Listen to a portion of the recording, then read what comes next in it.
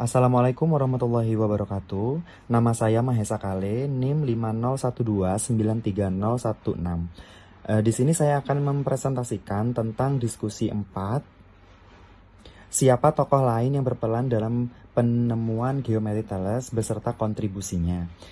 Di sini ada beberapa tokoh. Yang pertama ada Pythagoras, yang kedua Euclid, yang ketiga ada Archimedes, yang keempat Apollonius. Yang pertama ada Pythagoras. Pythagoras adalah tokoh terkenal dalam matematika dan filsafat Yunani kuno yang hidup sekitar 570 hingga 490 sebelum Masehi.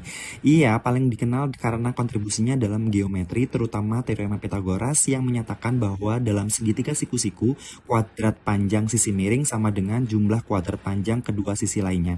Teorema ini memiliki dampak mendalam pada matematika, arsitektur, dan rekayasa, serta menjadi dasar bagi prinsip-prinsip trigonometri dan geometri.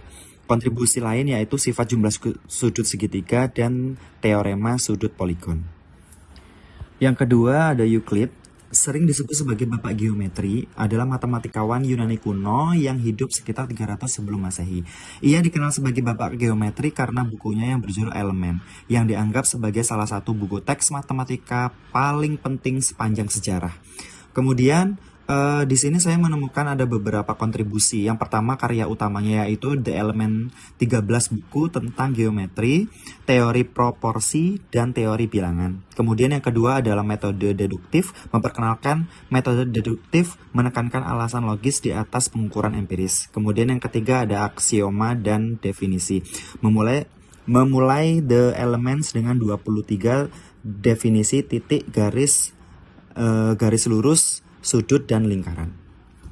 Yang ketiga ada Archimedes, merupakan seorang matematikawan, fisikawan, dan insinyur Yunani kuno yang hidup sekitar 212 hingga 287 sebelum Masehi.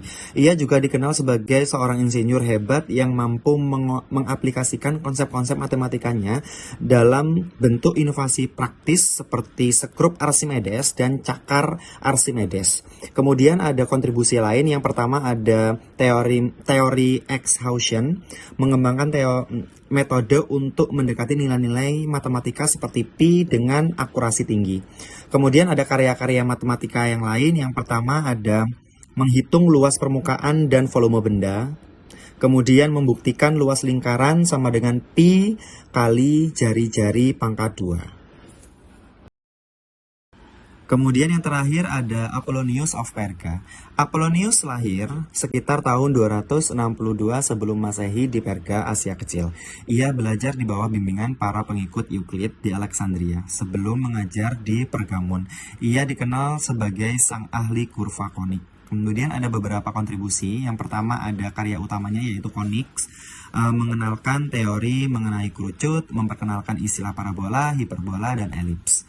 Kemudian yang kedua ada permasalahan Apollonius, menciptakan lingkaran yang bersinggungan dengan 3 lingkaran yang ada. Kemudian yang terakhir ada teori optik dan astronomi, menghubungkan teori optik planet dan jarak bulan dari bumi yang mendasari astronomi modern. Terima kasih.